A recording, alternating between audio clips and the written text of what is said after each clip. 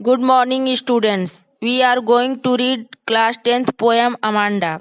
Before the reading, we will know about the poet. Let's start. Robin M.C. McLean is an Australian author of the books for children.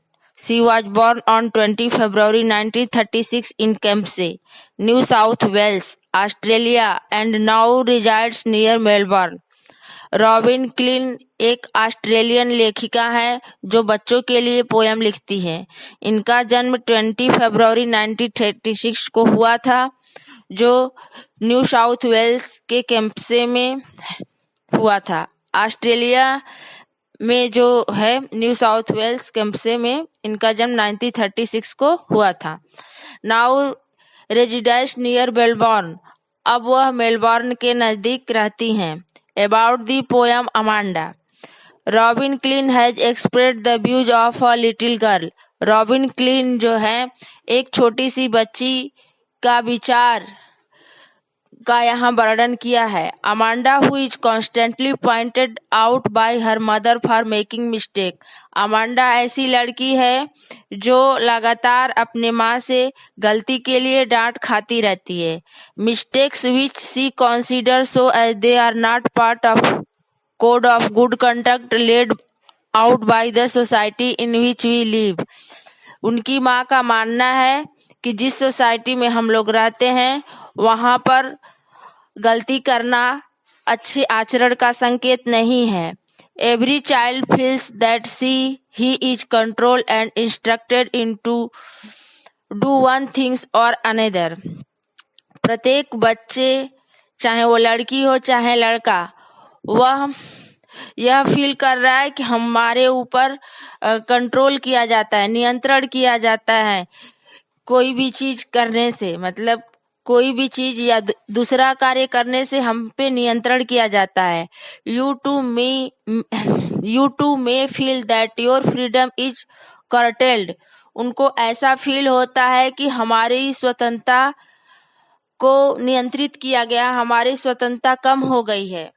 Curtailed means होता है कम होना। Write down some of the things you want to do. यहाँ पे जो है writer कहते हैं कि write down some of things you want to do. आप लिखो, जो भी आप लोग चीजें करना चाहते हो उसे लिखो। But your parents elders do not allow you to. जो आपके माता पिता आपको अलाउ नहीं करते हैं उन चीजों को आप लोग राइट डाउन करो। To read the poem aloud. Poem को जोर जोर से पढ़ो। फ्रॉम पेयर्स मतलब जोड़ों में।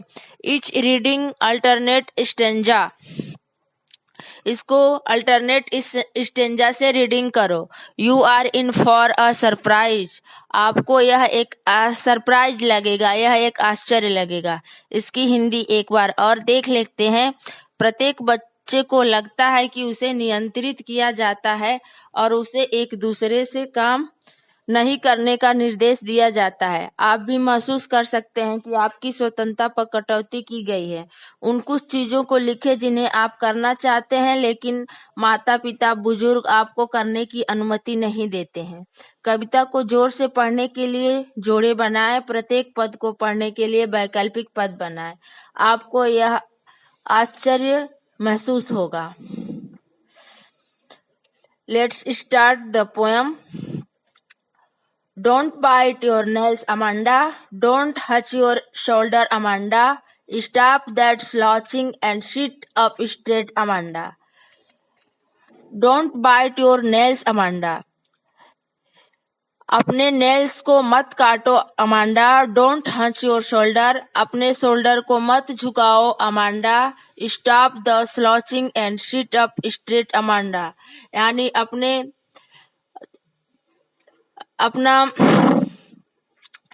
मतलब सुस्त न रहो। Stop the slouching. Stop the slouching मतलब सुस्त रहना बंद करो। And sit up straight Amanda. और सीधा बैठो अमांडा। इसमें एक लड़की अमांडा है जो अपने बड़ों द्वारा दिए जाने वाले निर्देशों से बहुत परेशान है। कभी वे उसे दांतों से नाखून काटने को मना करती है, कभी उसे कंधे झुकाने से मना करते हैं। वे चाहते हैं कि वह सुस्त न दिखे और सीधा बैठे। इसका वर्ड मीनिंग देख लेते हैं। हंच, हंच मीन्स झुकाने, स्लॉचिंग मतलब सुस्त, अनाड़ी, रिसाइड्स मीन्स रहते हैं, कर्टेल्ड मीन्स कम करना। नेक्स्ट लाइन देखते हैं। There is a languid emerald sea where the sole inhabitant is me a mermaid drifting blissful. इस लाइन में लेखिका कहती हैं कि there is a languid emerald सी। बच्चे जो हैं क्या चाहते हैं? देयर इज लैंग्यूड इमर्ल्ड सी, वह शांत रहना चाहते हैं। Emerald sea where the sole inhabitation is me a mermaid drifting bliss. Sea means होता है समुद्र और मरमेड मीन्स होता है जलपरी। ड्रिफ्टिंग ब्लिसफुल मीन्स होता है आनंद पूर्वक विचरण करना। मतलब इस लाइन में कहने का आशय यह है कि बच्चे जो है समुद्र के जैसे शांत और अकेला और आनंद पूर्वक, स्वतंत्रता पूर्वक विचरण करना चाहते हैं, जैसे कि समुद्र है। एक बार इसका हिंदी मीनिंग देख लेते हैं। अमांडा अपने बड़ों के निर्देश से स्वतंत्रता चाहती है। वह स्वयं की एक जलपरी के रूप में कल्पना करती है जो एक शांत हरे समुद्र में एकांत में रहती है। वह वहां अधिक आनंद पूर्वक विचरण करती है। Did you finish your homework Amanda? Did you tidy your room Amanda? I thought told you to clean your shoes Amanda. Amanda को हर समय अपने माता पिता का नियंत्रण पसंद नहीं है। वे कहती है कभी वे उसे गृह कार्य पूरा करने को कहते हैं, कभी वे उसका कमरा साफ व व्यवस्थित करने को कहते हैं और कभी वह उसके जूते साफ करने को कहते हैं। Did you finish your homework? आपने होमवर्क समाप्त कर लिया Amanda. Did you tidy your room? क्या आपने कमरा साफ सुथरा कर लिया Amanda. I thought I told you to clean your shoes Amanda. हमारे विचार से आपको अपना शूज क्लीन कर लेना चाहिए अमांडा। ओके, नेक्स्ट लाइन पे चलते हैं। I am N orphan roaming the street, यानी वह लड़की अमांडा ऐसा चाहती है कि आई एम एन ऑर्फन, काश मैं एक ऑर्फन रहती, अनाथ रहती। रोमिंग द स्ट्रीट, गलियों में घूमती रहती। I pattern soft dust with my hushed, और मैं सॉफ्ट डस्ट को अपने पैरों से, अपने नंगे पैरों से दबाती रहती। The silence is golden, the freedom is sweet. Amanda का मानना है कि द साइलेंस इज गोल्डन, शांति जो है बहुत ही सुनहरा होता है। द फ्रीडम इज स्वीट, और स्वतंत्रता बहुत ही मीठा होता है। यहाँ पर लेखिका ने बहुत ही सुंदर मेटाफर का वर्णन किया है। इस लाइन में देख लीजिए, द साइलेंस इज गोल्डन, यहाँ साइलेंस को गोल्डन माना गया है, and the freedom is sweet, और स्वतंत्रता को मीठा माना गया है। तो इस लाइन में फिगर ऑफ स्पीच जो है मेटाफर है। बेयर फिट हिंदी मीनिंग नंगे पांव, पैटर्न्स हिंदी मीनिंग उदाहरण, नमूना या कल्पना, सॉफ्ट डस्ट मुलायम धूल, हस्ट मीन्स दबाना। एक बार और हिंदी देख लेते हैं। माता पिता के नियंत्रण से परेशान अमांडा इच्छा करती है कि काश वह अनाथ होती और कल्पना करती कि गलियों में भटकने वाली एक अनाथ लड़की है। वह अपने शांत नंगे पैरों से कोमल धूल पर आकृतियां बनाती है। वह शांति और स्वतंत्रता चाहती है क्योंकि खामोशी मूल्यवान है, स्वतंत्रता बहुत सुखद है। नेक्स्ट लाइन देखेंगे। Don't it that chocolate Amanda, remember your acne Amanda, will you please look at me when I am speaking to you, don't it the chocolate Amanda. Amanda को चॉकलेट खाने पर भी डांटा जाता है। उनके माता पिता कहते हैं कि don't it that chocolate Amanda, remember your acne Amanda, कि चॉकलेट मत खाओ अमांडा, याद रखो कि आपको मुहासा है। Will you please look at me, और जब भी तुम हमको देखो।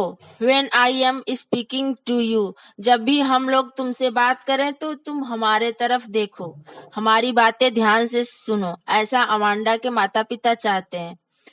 अमांडा के माता पिता उसे बार बार कुछ न कुछ करने से रोकते रहते हैं। वे उसे चॉकलेट खाने से मना करते हैं क्योंकि उसे मुहासे निकले हुए हैं। उसके माता पिता से कोई एक उससे कहते हैं कि जब उससे बात की जा रही है उस समय उनकी उपेक्षा न करें। नेक्स्ट लाइन देखते हैं।